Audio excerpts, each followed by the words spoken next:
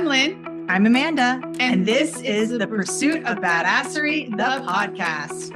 We're cutting through the fluff and cracking open what it really takes to build a business and life that you actually want. No gurus, no gatekeeping, just real talk, big action, and the badass energy you need to scale and slay. Some episodes, it's just us. And sometimes we bring on powerful guests with stories that'll hit home. Either way, this is not about playing small. It's about going all in. Let's get after it. Hey there, I'm Lynn. And I'm Amanda. Welcome to The Pursuit of Badassery, the podcast. We are back with an incredible guest today. This is Philip Jayhawk. He was part of our Finish Strong, Start Fresh Summit, and he is also the president and CEO of Lightspeed Investing. And he really brings a unique perspective to the world of finance and investing. As a once aspiring surgeon who experienced the depths of burnout and disillusionment within the medical field, Philip Jayhawk's journey took an unexpected turn when he stumbled onto the transformative power of Lightspeed investing. With newfound hope and determination, he embarked on a relentless pursuit of knowledge, immersing himself in the intricacies of different asset classes. And it was through a serendipitous collaboration with a group of, ironically, former medical professionals that turned investment experts that Philip unlocked the secrets of accelerating wealth creation in ways that surpassed his wildest dreams. Philip, welcome to the show. We are so excited to have you back in our atmosphere. Thank you so much. I'm super happy to be back as well. And I'm super excited to talk to you guys some more. Yeah. So audience, I have to tell you, put on your seatbelt because he has got lots of energy and we're super excited about Philip Jayhawk being back on. And, you know, I remember your talk vividly from the Finish Strong, Start Fresh Summit, and you had not just so much knowledge, but energy and passion, and it comes through. So I'm really excited about the listeners today being able to feel that, hear that, and apply what you're going to throw down on us. But before we dive into all of the learned experience, tell us a little bit more about you outside of the bio. Yeah, I mean, you know, for me, I've always been one to forge my own path, right? Coming from Hong Kong, the city of international commerce, I was actually supposed to take over my dad's accounting firm, but I said thanks, no thanks. Just one, I'm a city boy that loves the suburbs. And two, I did not want to wake up and do people's taxes. And so when he was like, okay, kiddo, what do you want to do? I said, I have no clue. Let me explore the medical field. And at the time, being a surgeon really resonated with me, right? And really, the reason is because the only resource I had at my disposal was Google. And I would just Google top paying jobs, best jobs, and a lot of the reports from US News would come up. And so, you know, on that report, you would see like the top 20 being all the different disciplines of medicine. And then you have your CEO and then financial advisor, some engineering in there. But the whole point is you don't see the world publicly talking about hedge funds. You don't see them talking about real estate syndications, venture capital, private equity. And so I went down to conventional wisdom, right? Because this is what was in front of me. Like, okay, if I'm going to go to take over my dad's accounting firm as a CPA or a professional accountant, then what else is there for me? Well, according to conventional wisdom, it's always doctors, lawyers, and engineers. Doctors, lawyers, and engineers. And it does not have to be that way, especially in 2026, right? Where we're so immersed in the digital age. So, you know, my journey started, I would say, because I tried to maximize what society had to offer me, right? Just from a public domain. But that's not going to get it done. If you want real world success, you want to achieve success for yourself in your own definition, you got to be willing to take that risk to get out there, to study people who actually have a trajectory that you want to emulate, right? The role model for you, not the role model that the cookie cutter role model society says would be good for you. And so that's kind of how I stumbled upon surgery. And at the time, that's the thing that resonated with me the most. And so as I went through with that environment, I realized long term, it probably wouldn't be the best thing for me, you know, and that's when I really knew I had to pivot to entrepreneurship to make my own personal goals and dreams come true, which didn't even happen until after college, right? It was until after I graduated that I realized that, hey, like I have this desire to become an NBA team owner. And a lot of that has to do with the influence that the University of Kansas has put on me in terms of all things basketball. And I'd be happy to go and do a deeper dive on that in specific details. But yeah, I mean, that's really a high level overview. You know, I have three main pillars in life, and that's what I am absolutely obsessed about. One is business, one is basketball, and the third one is family. I love that. I'm a little curious. I know that you might be making a move, so I'm interested to know how that Yes. translates with your basketball team. It's going to be tough. So, well, no. So, I mean, for me, my one team has always been the Kansas Jayhawks, right? We won the championship back in '08. I was only 16. I was across at the time, my best friend's basement, and we were all kids. And as soon as we went into overtime, because Mario Chalmers hit the game tying shot against Memphis, John Calaberry and D Rose, we knew that we were going to win because we just had a deeper bench, right, compared to them. And so when we did win after overtime, we all came out of the streets. We ran around like crazy. We had our shirts off, right? Just screaming, "We won the championship. We won the championship." And it was in that moment that I knew that my ACT score did not have to be that high. I was going to be an in-state entry and admission to Kansas, where, it was going to be my home. So, for me, like, Kansas has always been my go-to team. Now, I've been blessed to be able to travel and do a lot of business in all different, areas of the United States. But the primary one has been Miami. A lot. Miami, I would say Beverly Hills, Dallas, Texas. After this most recent trip, we have now made it a firm decision that in the next year and a half or so, that makes a lot of sense for me to actually go out and reside in South Miami. And that's what I'm super excited to get ready for. And it's going to be a huge move. Brickell is an upcoming financial district. So I kind of look at it like, I'll from an international city boy coming from Hong Kong. I get to now relocate to a tropical paradise, tropical financial district that not necessarily was established before, right? I don't think Brickell, had made a name for itself in the last decade or so until now. So super excited to, be out there. I've also amassed a lot of connections, for both business and basketball. So I've already had access to train in private facilities out there. And so it's all going to blend in seamlessly for that reason.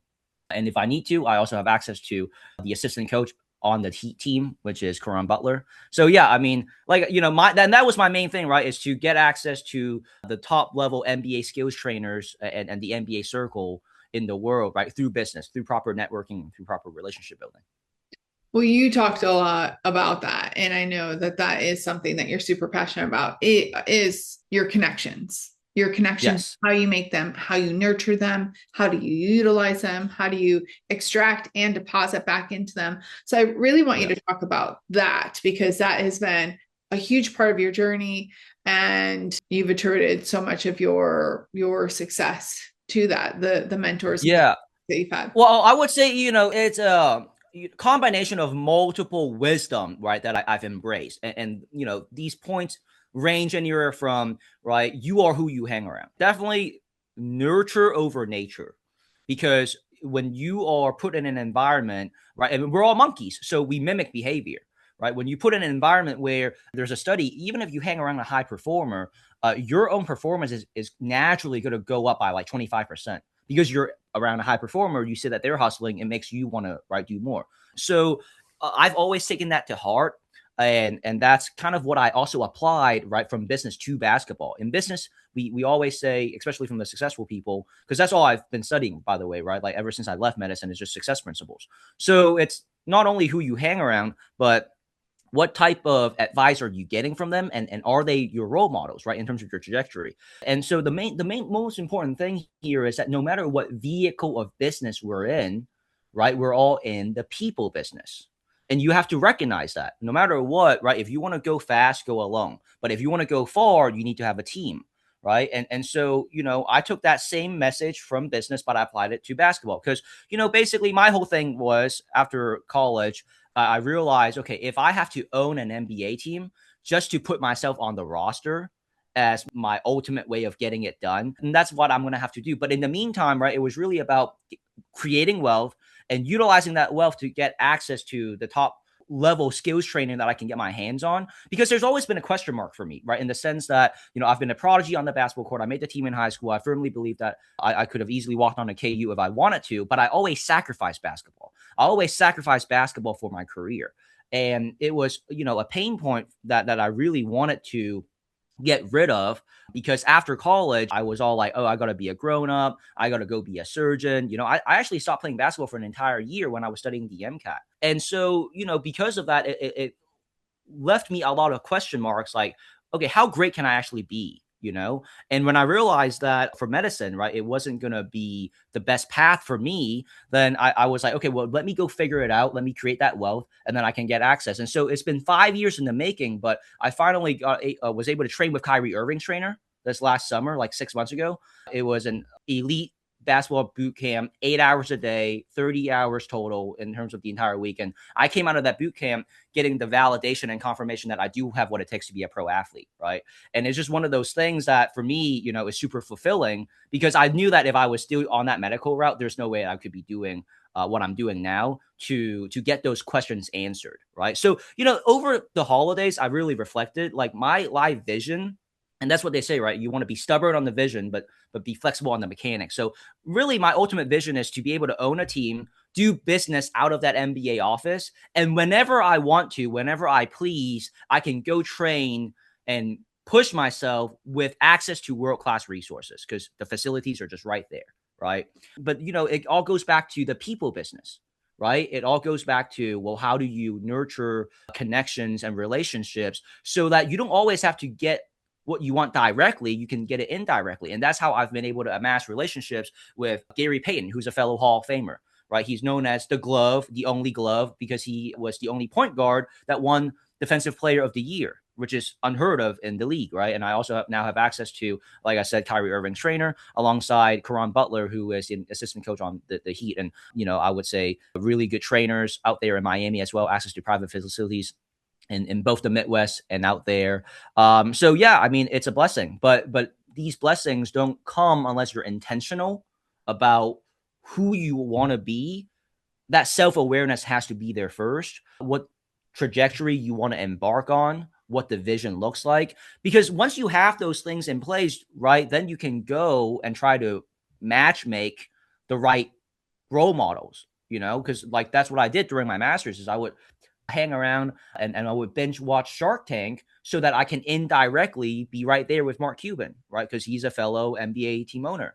And I would also study Tillman Fertitta, who also owns the Houston Rockets. He wrote a book called Shut Up and Listen. And so not only I think it's important for you to recognize and have that self-awareness, but you also got to identify the gap between who you are right now, where you want to be, and who is the right people, right, that can really come in and is the most appropriate fit to be that catalyst to accelerate your growth curve, right? And that's what life is about, right? When you read books, when you learn from the right mentors, they can greatly compress your success rate because you're learning what they had done in terms of mistakes to avoid, right? And then you're also learning from them what the right action steps are.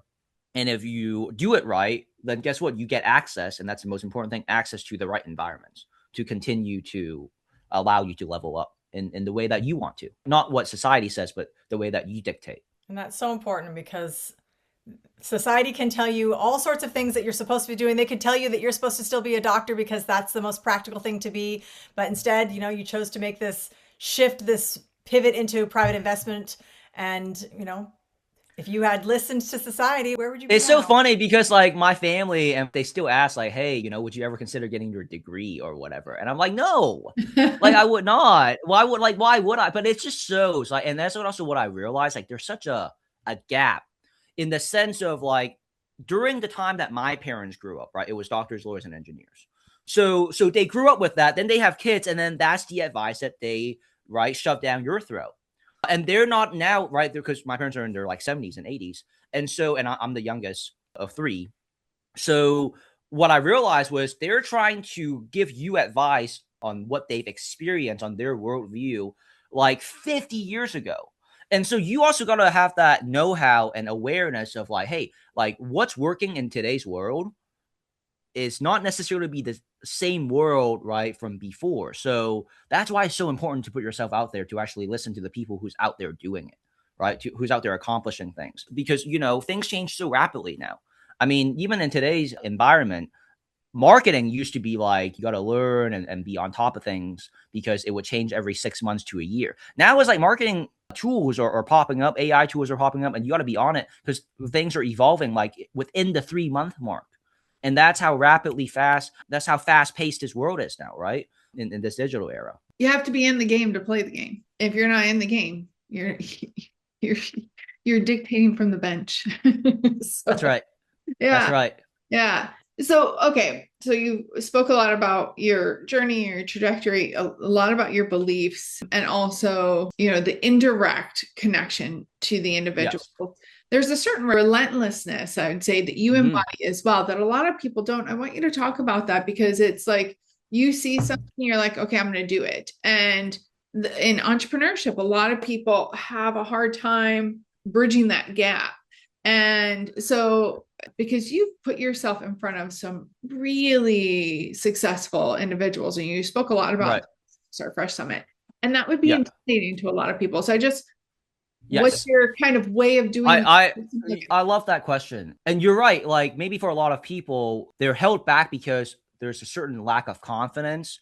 A synonym for that would be fear, right? But where does that come from?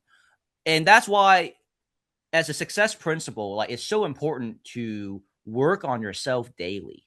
Like before anything, before you ask for help, you need to cultivate yourself as if you are the Picasso, right? And you are the only master, and you are the artist who is sculpting your own masterpiece. The reason why I'm able to do what I do is because by the time that I've shown up to shake hands with these people, like I've done a lot of the work. So there is no fluff. Like I don't just show up to take photos with you and be all giddy and walk away. Right? This is not that moment for me. The moment of exchange is like I'm here to make sure you feel my presence, that like there's intention, there's a purpose there, and I know exactly why we're there. Like I know exactly what I need and the questions that I want to ask you, and I know how I can go about it to where you also don't feel like I'm just leeching from you. Like you can get value from me, right? Like when I met my current business partner, it was before the turn of 2023, I had already been a walking compilation of investments into myself. I had already, I would say, gotten my deep dive of training and leadership. I really honed in my sales and negotiation skills. And I was still a work in progress, right? Right. It's never done. But what I'm saying is because I have to have that self-awareness, because I know what I want and I also want it badly. That's another thing. If you study Think and Grow Rich, the first thing that they say in order for you to have to be successful is the desire. And most people, let's just I'm going to be very real. Like most of you just don't even have the desire. Like you don't know what you want. You have no idea where you want to go. And that's why even if you meet someone that could be a great role model and mentor for you, you can't maximize it because you have no idea how to even ask them the proper questions or steer the conversation in a way that gets them excited to work with you, right? Or have that additional follow-up because you haven't done the work on yourself. Like forget shaking hands with that person, right? Like self-awareness. So I've always knew that I have a mouthpiece, right? I grew up with that. Okay. So I was always going to be more of a salesperson than a marketer. Okay. So what that means that my weaknesses naturally is more so around marketing. Now let's just talk about your awareness of how business works. Like this is business acumen 101. Once you have a validated offer, you got to do what? You got to market it, promote it. Once you market it, you got to what? You got to close the deal. And then once you close the deal, you got to then deliver the pizza. You got to have a pizza, then you got to market it, you got to sell it, and you got to deliver it. And then guess what? If you really want to build something, you got to put systems and processes so that you actually blow it up and you can scale it, which now it's leadership, hiring, interviewing, putting teams in place, etc. But that's the whole gist of business. And if you don't even have the awareness that you're a better marketer or salesperson, how are you going to put these other two pieces in place? The fact that I know that I'm more so a salesperson than a marketer means that I know I should hone my skill sets around salesmanship. And as we grow the company and firm, recruit other marketers who are great at what they do. And then we come up with a way to do a joint venture profit split, right? But that's my question to you is, do you even know what your attributes are that are the strongest? Because that's how, when I connected with my now business partner, we were able to have that conversation, right? What is it that you're good at? What is it that I'm not very good at? And then we pieced the puzzle together. And that's how not only, right, was he ecstatic to work with me, but vice versa as well, because we each became each other's leverage.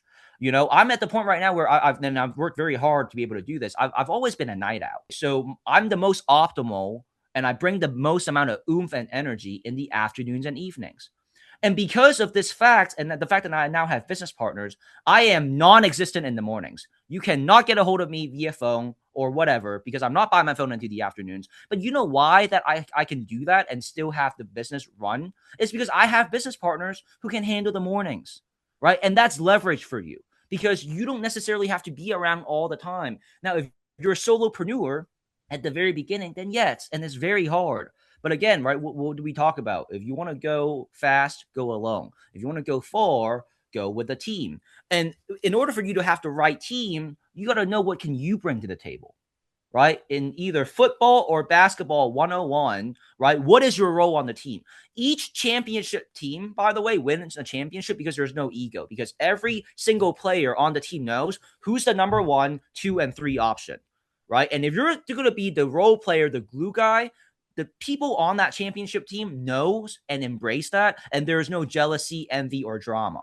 Right? Why are you getting more minutes than me? Why do I have to do? Like, he's like, yeah, dude, like I am the glue guy. I'm going to do all the dirty work, right? You get the spotlight, you get the glory. And it's cool because at the end of the day, we all win because we all get to hold up the championship trophy, right? Like that's how a championship team wins. And that's why I'm also so blessed to have been indoctrinated in all things championship excellence growing up here in the state of Kansas, because that's all we do is we win in both football and basketball. But my point to you is, in order for you to do that, why don't you check yourself and ask yourself, like, honestly, what are your goals and dreams? How big are your goals and dreams? And if you don't have those things, then don't ask, why is it that your life is where you are?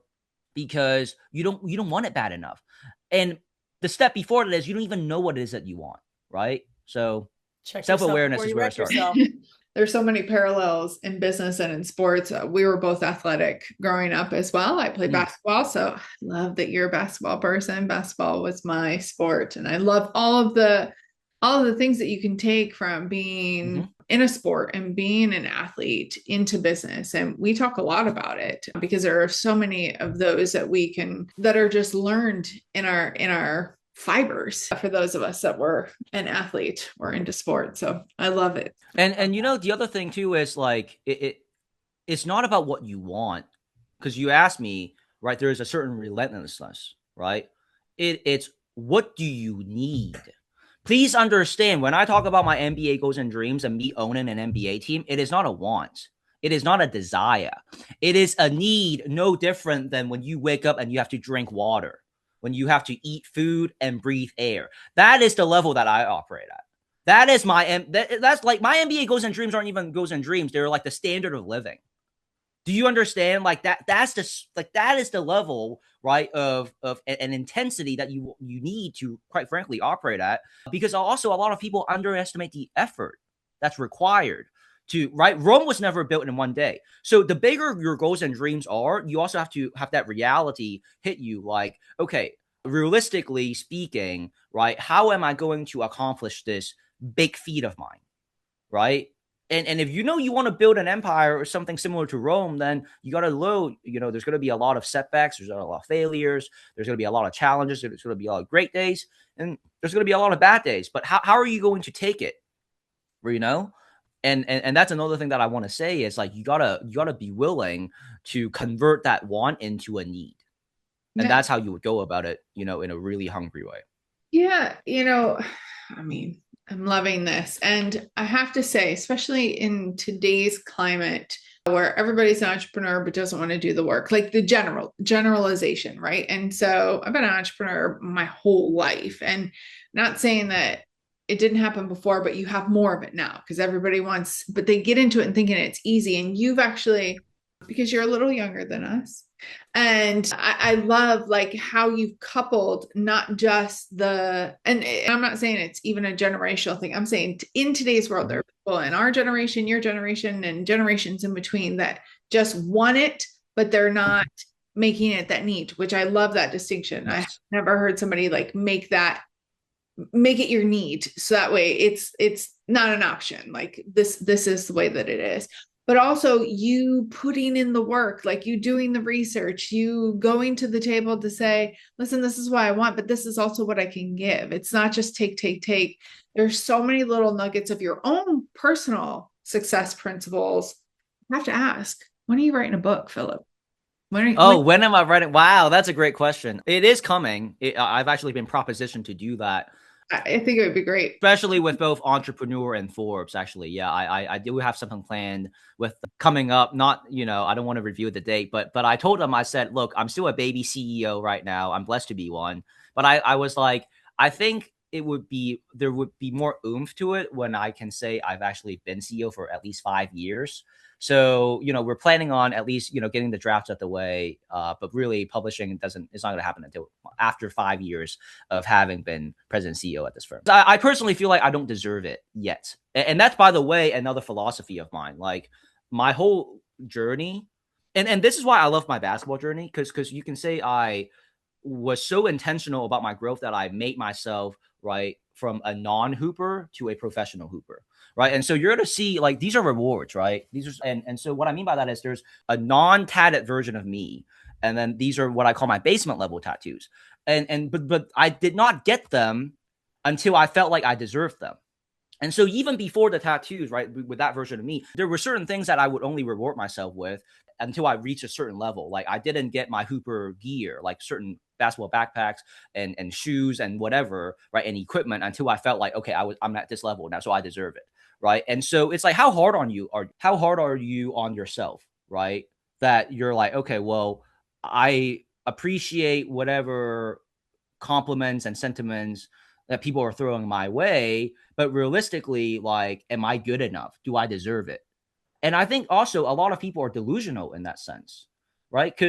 And this is a success principle, right? Like, how hard are you willing to work on yourself before you are hard on others, right? Like, because if you're hard on yourself and you really focus the work internally, then your external environments will change. And again, that goes back to everything we talked about, right? The self-awareness, the skill sets, right? What is it that you're strong in? What is it that you're not good at?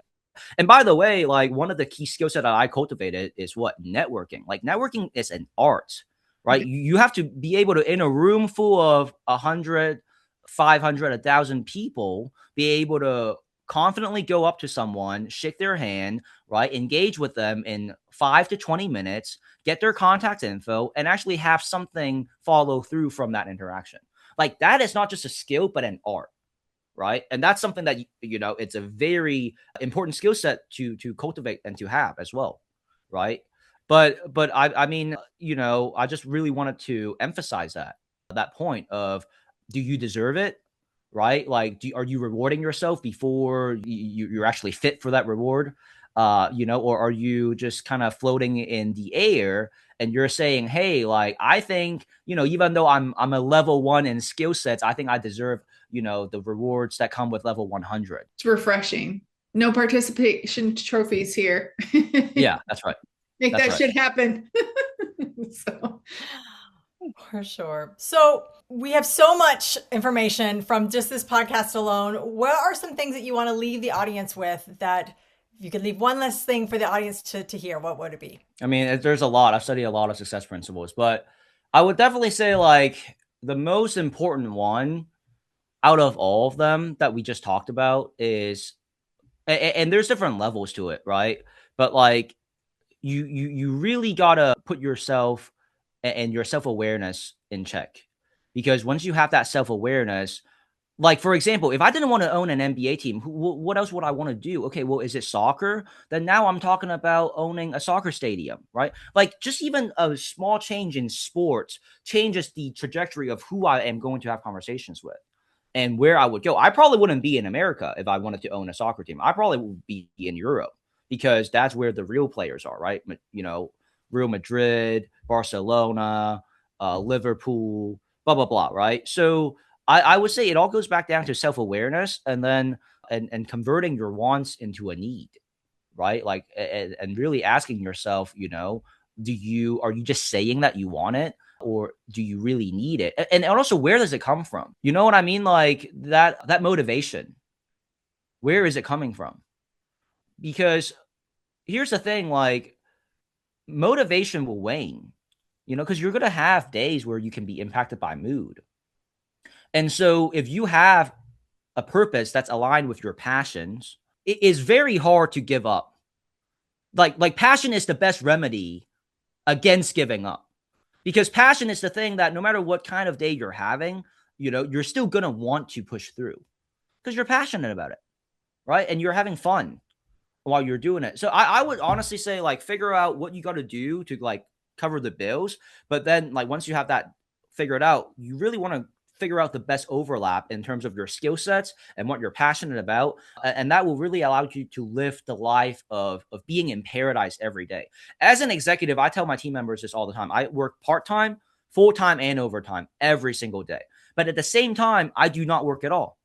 And the reason is because I love what we do, but more importantly, I love who I get to do it with, right? And my business partners are not just relationships in business only. Like, they're literally outside of my immediate family. They are my extended family. They are like, they're actually, you know, to some extent closer to my immediate family, because you have to think about it. The people that you work with every day, you probably spend more time with them than your spouse, because, you know, it's 8 to 10 hours, 8 to 12 hours, right? And then you go home, or if you work remotely, right, then you go to the other room and you see them. The whole point is, you know, like, figure out yourself, figure out skill sets that make sense, and combine it with passion so that you don't have this probability of a failure stacked against you.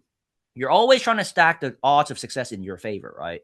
And so if you can identify these things, then the pathway for you will be that much easier. And so I would say, you know, be very, very strong in your self-awareness, and then figure out what is it that you enjoy doing and what is it that you don't enjoy doing. And if you have a hard time figuring out your passion right now, start with interests, like things that are of interest to you, and then go down that path and see how it works out. Like, I was an aspiring surgeon because out of all the subjects offered to me at school, science made the most sense. I was not going to do math.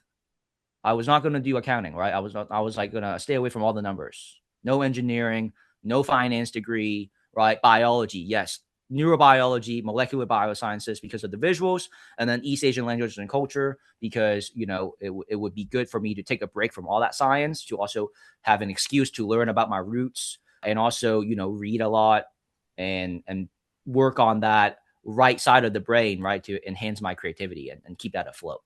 So, you know, I would say that's like the foundation of it all. And it depends on who I'm talking to, because there's levels to this game. But like, that's definitely the like number one thing that I would say everyone needs to have, you know, because otherwise you won't live a life of happiness or fulfillment, because you're just chasing the next thing as opposed to like living, being present, and enjoying the journey. Speaking of journey, how can people find you? Well, I'm Philip Jayhawk Chan on all my socials. Please remember, there's a lot of Philip Chans out there, but there is only one Jayhawk. So I am the most active on LinkedIn. Super happy to say that we're about to be, I think, crossing that 10,000 followers mark. But I am also available on other socials. Just feel free to reach out. There's a lot of content there online, but LinkedIn is definitely where I'm the most active. And shoot me a message and let me know that you found out about me through this podcast, through these lovely ladies, and see where we can take the conversation further from there.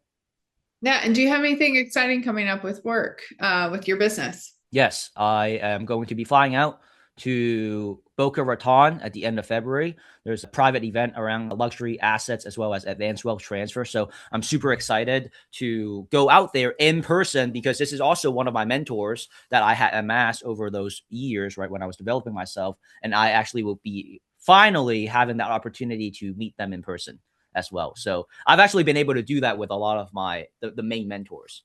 And so this is great. You know, this is definitely a bit more advanced.